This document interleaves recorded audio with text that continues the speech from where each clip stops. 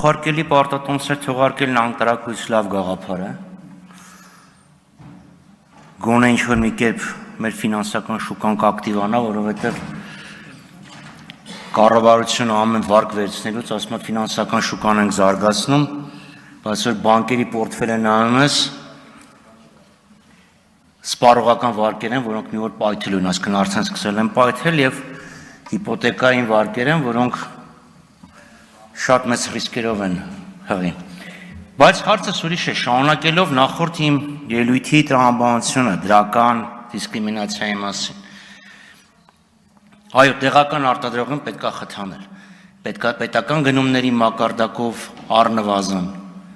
պետական դոտացիաների մակարդակով, կրկնում եմ, առողջի համաշխարհային կազմակերպությունը լրիվ այլ կարգավորումներ ունի։ Մյուս խնդիրը դրական դիսկրիմինացիայի մասին դա փոքր եւ միջին ձեռնարկությունների խթանում։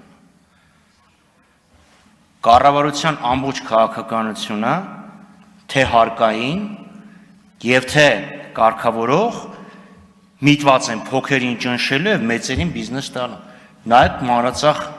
բնագավառում, մանրածախ հատված, նայեք մասնագիտական ծառայությունների հատվածը, ֆինանսական հատվածը։ Եվ ստեղ ես ինչ եմ ուզում սա կապեմ, նաև սպառողների պաշտպանության մեծ էլեմենտ կա, որովհետև սպառողի ուժը համեմատած խոշոր շնաձկան հետ եւ սպառողի ուժը համեմատած փոքր եւ միջին ձեռնարկության հետ շատ տարբեր է։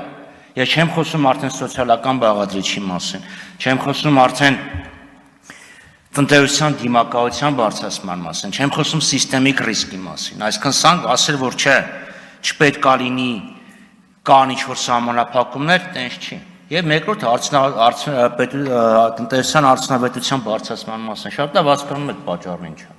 Պատճառը ռեէքսպորտն է։